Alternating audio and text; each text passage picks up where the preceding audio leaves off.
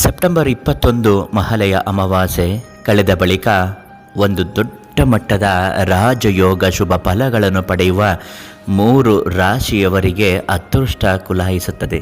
ಪಿತೃಪಕ್ಷದ ನಂತರ ಯಾವೆಲ್ಲ ಶುಭ ಫಲಗಳನ್ನು ಈ ರಾಶಿಗಳು ಪಡೆಯುತ್ತವೆ ಮತ್ತು ಇದರಿಂದ ಆಗುವ ಧನಾತ್ಮಕ ಲಾಭಗಳು ಏನು ಮತ್ತು ಆ ರಾಶಿಗಳು ಯಾವುದು ಅಂತ ಇವತ್ತಿನ ವಿಡಿಯೋದಲ್ಲಿ ತಿಳ್ಕೊಳ್ಳೋಣ.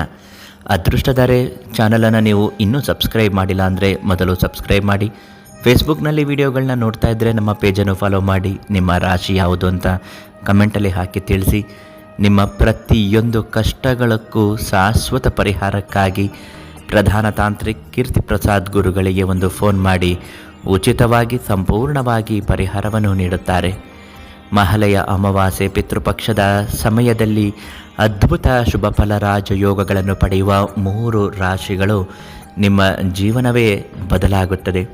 ಅಂತಹ ದಿನಗಳು ನಿಮಗೆ ಹುಡುಕಿಕೊಂಡು ಬರುತ್ತದೆ. ಪಿತೃಪಕ್ಷದ ಸಮಯದಲ್ಲಿ ಧೂಪ ದೀಪ ನೈವೇದ್ಯವನ್ನು ಎಡೆಯನ್ನು ಇಟ್ಟಾದ ನಂತರ ಪಿತೃಗಳಿಗೆ ನಿಮಗಾಗಿರುವಂತಹ ಸಂಕಷ್ಟಗಳು ಪರಿಹಾರ ಆಗಲಿ, ನಮ್ಮ ಮುಂದಿನ ಜೀವನ ಸುಖಮಯವಾಗಿ ಸಾಗಲಿ ಅಂತ ಭಕ್ತಿಯಿಂದ ಧೂಪವನ್ನು ಹಾಕಿ ಬೇಡಿಕೊಳ್ಳಿ ಮತ್ತು ನಿಮ್ಮ ಸಮಸ್ಯೆಗಳು 1000 ಇದ್ದರೂ ಕೂಡ ಬಗೆಹರಿಯುತ್ತದೆ.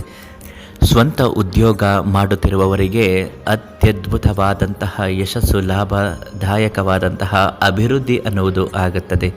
ಇನ್ನು ಈ ರಾಶಿಯವರಿಗೆ ಕಾಲಕ್ರಮೇಣ ಮದುವೆಯಾಗುವ, ಕಂಕಣ ಭಾಗ್ಯ ಕೂಡಿ ಬರುವ ಮತ್ತು ಸಂತಾನ ಇಲ್ಲದವರಿಗೆ ಸಂತಾನ ಆಗುವ ಯೋಗಗಳು ಬರುತ್ತದೆ.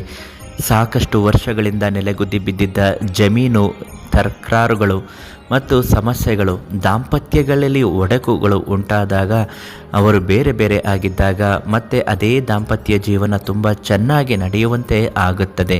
ಸಾಲ ಕೊಟ್ಟಿರುವವರು ನಿಮಗೆ ಸಾಲ ತೀರಿಸುತ್ತಾರೆ ಮತ್ತು ನೀವು ಬರಬೇಕಿದ್ದ ದುಡ್ಡು ನಿಮ್ಮ ಕೈಗೆ ಬಂದು ಸೇರುತ್ತದೆ. ಎಷ್ಟೋ ದಿನದಿಂದ ನೆಲೆಗುದಿಗೆ ಬಿದ್ದಿದ್ದ ಎಲ್ಲ ಕೆಲಸಗಳು ಮತ್ತೆ ಪ್ರಾರಂಭವಾಗಿ ಯಶಸ್ವಿಯಾಗಿ ನೆರವೇರುತ್ತದೆ.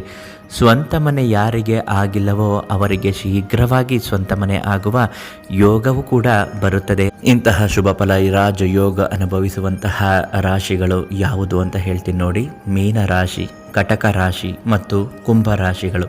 ನಿಮ್ಮ ರಾಶಿಯ ಭವಿಷ್ಯವನ್ನು ನಿಖರವಾಗಿ ತಿಳಿದುಕೊಳ್ಳಬೇಕು ಅನ್ನುವುದಾದರೆ ಮತ್ತು ನಿಮ್ಮ ಮುಂದಿನ ಭವಿಷ್ಯವನ್ನು ತಿಳಿದುಕೊಳ್ಳಬೇಕು ಅನ್ನುವುದಾದರೆ ಉಚಿತ ಭವಿಷ್ಯ ಖಚಿತ ಪರಿಹಾರಕ್ಕಾಗಿ ಪ್ರಧಾನ ತಾಂತ್ರಿಕ್ ಕೀರ್ತಿ ಪ್ರಸಾದ್ ಗುರುಗಳಿಗೆ ಒಂದು ಫೋನ್ ಮಾಡಿ ಸಂಪೂರ್ಣವಾಗಿ ನಿಮ್ಮ ಸಮಸ್ಯೆಗೆ ಪರಿಹಾರವನ್ನು ಉಚಿತವಾಗಿ ನೀಡುತ್ತಾರೆ.